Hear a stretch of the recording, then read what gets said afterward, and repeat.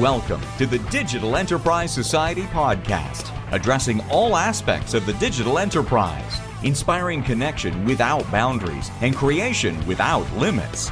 Thank you for tuning in. Here are your hosts, Thom Singer and Craig Brown. Hey, and welcome to, or welcome back to, the Digital Enterprise Society podcast. Thank you for choosing this podcast because let's face it, there's like 2 million shows out there in podcast land, and you have decided to spend the next half hour with us at the Digital Enterprise Society, and we appreciate that because this podcast has been designed to be a resource for those who work in and around PLM. The Digital Enterprise Society, it is a forum for the exchange of ideas surrounding the tools, processes, and practices used across the product lifecycle. To learn more, visit digitalenterprisesociety.org. My name is Thom Singer, and I have the honor to co-host this show every week with Craig Brown. As you know, Craig is an industry veteran and former PLM leader at General Motors. Hey, Craig. Hey, Tom. Good to hear your voice. Well, I'm looking forward to round two. Mark has chosen a topic that is near and dear to my heart in so many ways, mostly heartburn.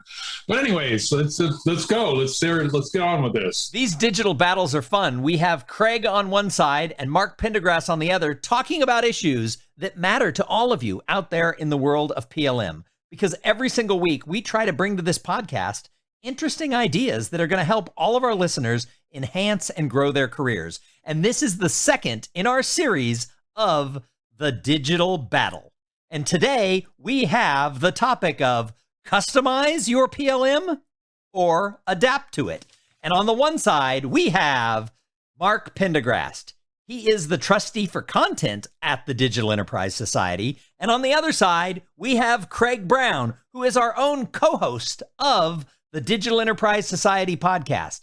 They're both engaged, they're both experienced, and they both have opinions.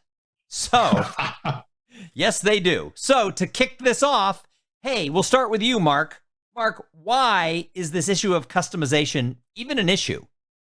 Well, I think this is an issue because it involves money, and it involves money over time, and it involves people's satisfaction with systems. So, you're trying to make an economic decision about things that people hold very near and dear to their hearts. And that, of course, is always a opportunity for controversy. And I think it's something where we're all being pushed to become world-class manufacturers. Deadlines are shortening. Quality expectations are getting higher. Delivery has got to be right on. And the tools that we have today to execute PLM just aren't quite where they need to be, and they need a little bit of help to get them to the point where they can achieve all our targets. And the question is, how do you get there? All right, Craig, why is this even an issue? I think it's largely because organizations just don't know how to embrace something they don't create. And it's interesting because if you go high enough in a corporation, what you find out is, we don't want to invest the resources, mostly people, in customizing. We've done that for a long time. Instead, why don't we take the best practice from another industry and just use it? A lot of the startup companies, whether you talk about a Tesla or you talk about, there's a bunch of electric truck people now, there are too many to list, but they have a huge benefit over an existing company. They just buy the tools off the shelf, adapt to them, and use them. And I think companies, especially, they're underestimating how they're going to get nailed by a startup just because the startup doesn't bother customizing tools. They just use them. So I think the tools actually have gotten good enough that you can do some really cool engineering and not customize tools at all. All right, so we want to start this battle. Let's start the battle with why customize? Mark? Okay, well, this is my wheelhouse here, so I will go. What we find is if you want to become a lean manufacturer, if you want to compete at a world-class level, you have to do two things. You have to be absolutely excellent, and you have to pursue low-cost labor. And when you put those two together, it's a recipe for total disaster because a new startup, as Craig mentioned, you're hiring the best of the best. You've got fine minds. They know exactly what they're doing, and they tend not to make mistakes. But as you become an established industry, you're going to go find people in offshore locations. They may only have a couple of years of experience, and they don't have the deep engineering knowledge to not make simple mistakes. And so I think you have to come in and give them some help. And I would love it if the current tools on the market could give them that help, but they just can't. I agree with Craig. We're a little bit past the raw Tinker Toy toolkit stage, but we're not to the place where ERP is right now, where you could literally plug it in and use it. And it tells you when you're making mistakes, and it tells you when you're doing things wrong or you're behind. PLM just isn't there yet. I'd like to think in my lifetime they will get there, but they're not. And I think that's really the crux of the issue is how do you take people that aren't these startup, highly motivated, 80-hour-a-week guys and have them be successful in a highly competitive world? So Mark, Craig, you're saying your counterpoint. That the customization. Oh, I'm sorry, Thom. No, I said, Craig, your counterpoint. Well, your premise is you've got to customize to. Well, I won't mix words, to make it idiot-proof, right? For the less motivated workforce, and I don't think that tools are that sharp. They're not like scalpels or instruments that a surgeon would use, an expert would use, a guy that works 80 hours a week. Those are your words.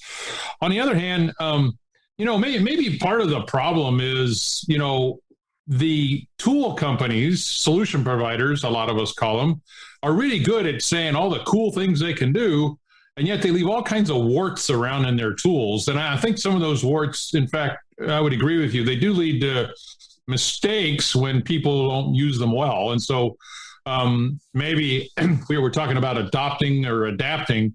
Maybe the real issue is training and understanding. And oh, by the way, if the tools aren't robust, well, that's a whole different problem. And that could be another reason for customization that I would have to end up agreeing, even though I don't like it. So I don't know. This search for labor, let me pick on that for a second, the low-cost labor.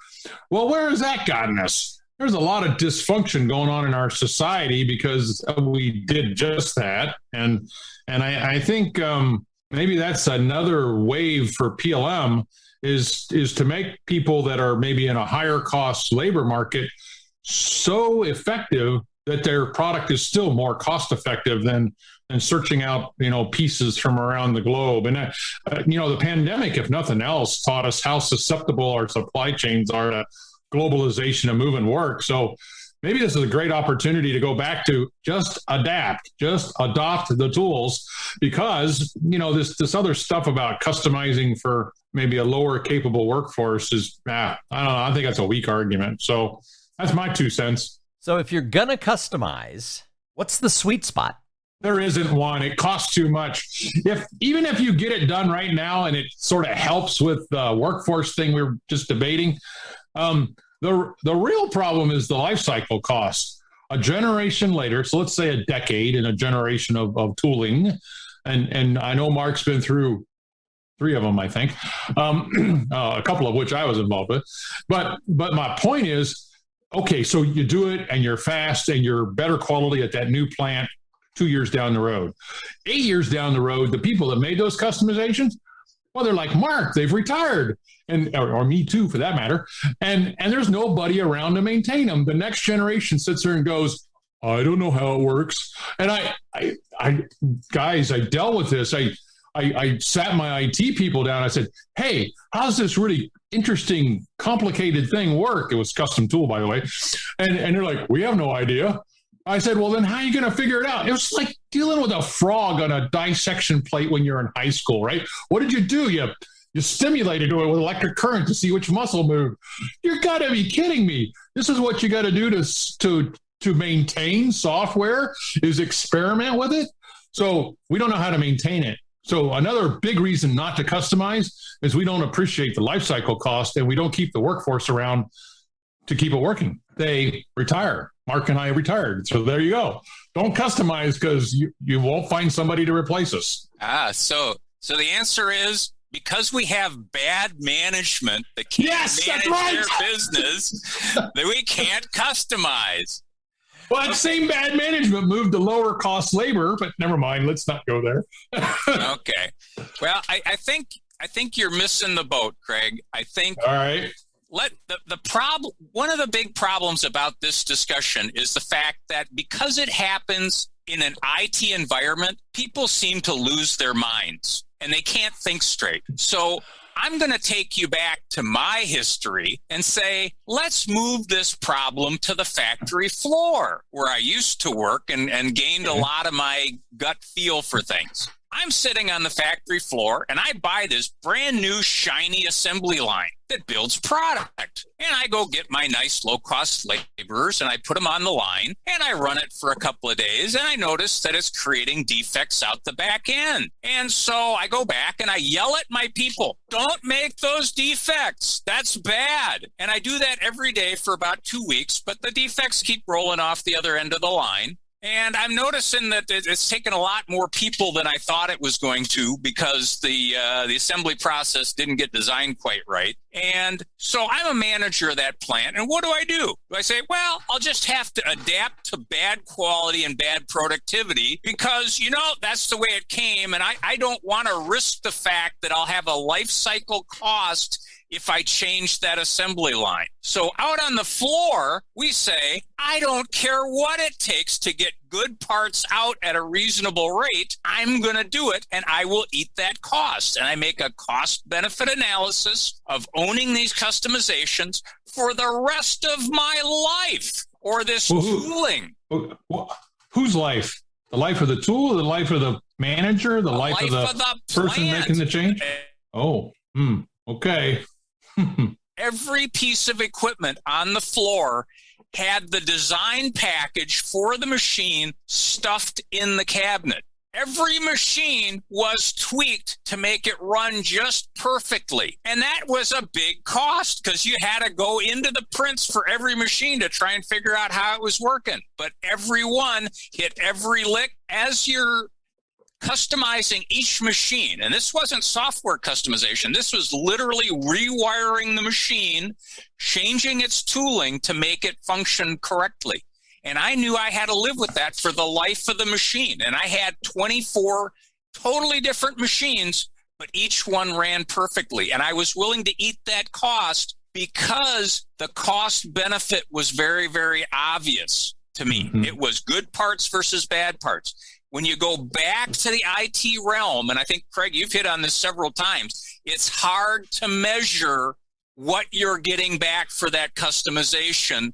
So you tend to discount that value, and all you see is the cost. Well, yeah, so maybe to be fair to our audience, is some of this the business we came from, the various places in the automobile business? Because you're right, getting the number of units out the plant that's the desired build schedule so you can go feed up an assembly plant who in turn can go sell product to customer, which is how we all get paid. That is a big deal in especially mass production companies. So consumer product goods and automobiles. And right now in the news, you can read about all the disruption, and it wasn't a plant's lack of customization like you're summarizing, Mark. It was in fact a supply chain. It was well-oiled and well spread out around the world. And then it got disrupted by the pandemic and then by a certain key part that happens to be in the devices we're all using to do this podcast. And you got a perfect, well, actually you got 3 or 4 perfect storms lining up on top of each other. So I get your point that whatever machines you have and wherever they're located, you got to get them running and get production out. There's even that place we worked in central Indiana, there's an IC foundry there that's in mothballs. Maybe somebody should bring it out of mothballs. I'm just joking. But on a serious point, yeah, you will do what's necessary to get the machine line running. What I'm worried about in general, though, with PLM is a lot of them don't have manufacturing background. They just are stubborn because they learned Excel or they learned some other tool, and they want the modern PLM system to be like that tool. And so they are in manager positions, maybe director positions, and they just want it to work the same way because they know how to manage that. That's why they want it to work the same way. I want it to look like the mainframe because that's what I grew up with, right? Come on, man. Yeah. The 30-year-olds listening to us are going to say, "You got to be kidding me! I'll take Craig's solution. I'll just buy it off the shelf and use it." But to your point, the floor and the run at rate. If the commercial solutions cannot run at rate, in other words, number of work, well, let's call them work tickets for lack of a better thing, per unit time, per the operators you have, then you're right. You got to find a different solution, either a different vendor, solution providers even, and this kind of happened as we were ending our careers, but this whole fourth generation language thing, for the Siemens solution, that's this thing they call Mendex. Maybe that's part of the answer. It's not customization. It's just hyper configuration. But they limit the configuration to be things that you can do like Lincoln Logs or Lego blocks, plug and play, right? Well, and as long as that meets your needs, I would highly recommend it. We're talking about where that sweet spot is. But again, if you are shipping things to the floor and they routinely can't build them, you got to do something. You can't just say, well, I'll yell at the engineer. On the manufacturing floor, we gave up on that in the 80s. We just kind of said, this is stupid. I can yell at these people all day and nothing changes. I need structural change. And in the PLM world, if your people are releasing things with unqualified parts, if your guys are releasing things with incomplete bombs, if you guys are releasing things that changed but aren't on the change, you can't just let that go.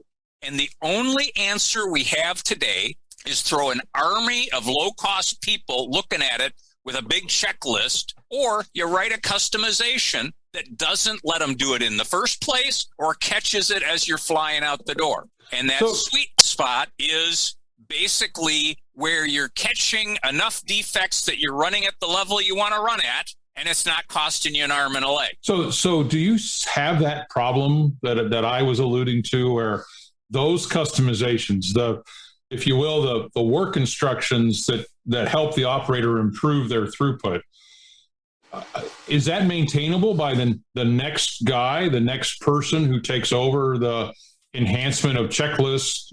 They have IT skills, but they also have engineering skills. I mean, is that getting better? I mean, I would hope so if you're going to do that a lot. Well, now you're getting into my sweet spot, which is architecture. Oh. Most people who do customizations are terrible architects. They're coders or engineers. And you know how it is on a product line. You've got a guy who's an architect who sees everything in the car and how it's going to work together. Will you take a guy who's a fender guy and let him start changing everything? He's going to break something, and he's going to make it impossible for that car to ever get built. You need somebody to look at the overall and find a non-invasive, least impact way of achieving the end. And that was something I was very, very good at in my career. And we had some very easily maintained customizations because I tried not to be invasive. But if you got a guy who's just going in and he's brute forcing it and saying, well, oh, look, I can change this hunk of source code, which is, the worst thing you can do, then you've got something that's unmaintainable. Or if you're a guy who's kind of a programmer and learned BASIC because it ran his tester or something like that, and he writes this spaghetti code nightmare that does some nice stuff, but it's completely impossible to understand. That's where you get in trouble. Yeah, I'm having vivid memories in my 20s about having to maintain somebody else's tool code. These were all tools, but it was exactly that, a combination of spaghetti code and when we introduced a more modern language for software that controlled the vehicles, it was amazing how many people continued to argue that they wanted to use the thing before a modern language, which was assembly code. Yeah. And so it is a rate problem, just like we've been talking about. And yet there were classes of problems we could eliminate by using that better language than, raw assembly code. Mm-hmm. Can you imagine doing assembly code today with all the microprocessors, all the different kinds of things? I can't even imagine doing some of the languages we've used in the past couple decades. Or you need something at this higher level that I do agree with your point about architects. And I think, I think it's way misunderstood, right? That if you're going to craft a cathedral, you still need an architect to make sure the loads can be managed, right? That the building doesn't fall down. It's I'm thinking about the Notre Dame and the terrible fire, but it is amazing that it lasted several hundred years before those oak timbers dried out to the point they caught on fire. But anyways, so what? Well, I think what you're describing. Can I do the other half of this one? Yeah. So now we were talking about architecture on the customer side, but I got to put the ball back in the court of the vendors. Their architectures are terrible. Their architectures aren't set up to be changed. How do you think that happened? Well, some of them have architectures that are holdovers from the Cold War days. And I think, to use our cathedral example, that's okay as long as the timbers don't catch on fire. Okay. Yeah. No, so they have bad upgrade practices. So they do things that break customizations. They seem to go out of their way to do that sometimes. And they do this by deprecating functions that everybody uses. And they do this by changing their underlying object model so that something that you kind of latched onto they extend in a different direction and break everything. Well, there's one of the famous solution providers, we won't name names on this show, is notorious for not even thinking about an upgrade path. They just say that's the price of innovation in the tools and new ways of doing engineering and product development. We won't even make the guarantee about that. You'll just have to we'll help you work through the process of embracing the next generation data model and the implication of the breaking your stuff, right? It's really interesting when you get into an argument with such a company about that, of who's going to pay, right? Who's going to pay for the upgrade? Which, I think all of us, at least big companies, we would demand that the upgrade be reasonable. Maybe not free, but certainly reasonable, right? Yeah, but again, they have pushed their lack of architecture thinking back onto you to deal with this kind of random drunken walk of upgrades to their tool that you can't predict. So which raises your cost, which makes you want to adapt rather than customize. But they're not evil. At least I don't think they're evil. So why did they have a broken architecture? What's your analysis of that? I have an answer to that, but I want you to go first. Well, that's an interesting question. I think part of it is, at the end of the day, all of them are still CAD heads. I'm going to have to agree with that, but keep going. they see PLM as just a bit, they all started with little work group data managers, right? That kind of grew into PDMs, that kind of grew into PLMs, but at their core, they still see it as a place to put CAD data. And you know what? That's the part that never breaks. It's workflows, it's rules, it's all these other objects that break because they don't ever think about them because they're CAD heads. Interesting point. Okay, I want to add to that. I think part of what makes it so hard to keep this architecture stable and moving in a consistent direction like a ship in the ocean, right? I think a part of it is us. We, the big customers, at least the ones that spend a lot of money, we're so demanding when we get into a procurement cycle. And we basically say, your argument, I need these changes or else I'm not going to buy your tool. And the people involved in making the deal, they blink, to be blunt. Okay. And so we are part of the problem. And one of the things that I learned late in my career is I talked to other big industrial companies. We would have this exact debate that you and I are having today. What's the sweet point? Do you configure everything out the wazoo? This is part of why I think the Mendix thing from Siemens is where it is because how do you satisfy that demanding customer and at the same time don't fracture your architecture? Your example about workflows is perfect. And how do you manage all that? Well, okay. So I'll accept that you need some configuration. The other principle I would drive and I would try to get the management culture to embrace is, if you're demanding customizations, so the way you talked about them to keep the line running, right? You got to be asking yourself why it is you're having that problem when your competitor across town is not. And so what I'm getting at is, what's your competitive advantage? And that's the only place you should do customization. If you're doing customization to fix things that are broken, you need to go back and read the Gold Rat book and some other things we've talked about on the podcast about, theory of constraints and what's your real business. And if everything's a constraint, you don't know your business.